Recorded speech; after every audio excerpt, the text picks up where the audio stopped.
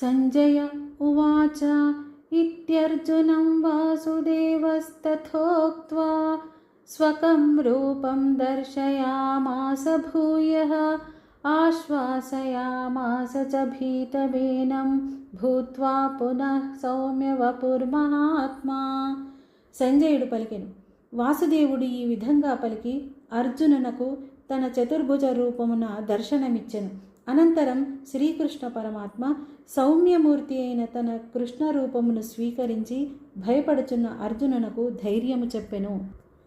అర్జున ఉవాచ దృష్ట్వేదం మానుషం రూపం తవ సౌమ్యం జనార్దన ఇదానీమస్మి సంవృద్ధ సచేతా ప్రకృతిం గతః. అర్జునుడు పలికెను. ఓ జనార్దన, మీ అతి సౌమ్యమైన మానవాకృతిని శ్యామసుందర రూపమును చూచి నా మనస్సు ఇప్పుడు కుదుటపడినది. నేను నా సహజ స్థితిని పొందితిని. శ్రీ భగవాన్ ఉవాచ సుదుర్దర్శమిదం రూపం దృష్టవానసి యన్మమ దేవాప్యస్య రూపస్య నిత్యం దర్శనకాంక్షిణః. శ్రీ భగవానుడు పలికెను.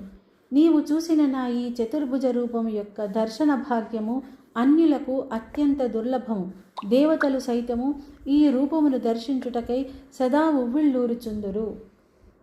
నాహం వేదైర్న తపసా న దానేన న చేజ్యయా శక్య ఏవం విధో ద్రష్టుం దృష్టవానసి మాం యథా. నీవు చూసిన నా చతుర్భుజ రూపమును దర్శించుటకు వేద పఠనములచే కానీ, తపశ్చర్యలచే కానీ, దానముచే కానీ, యజ్ఞ కర్మలచే కానీ శక్యము కాదు.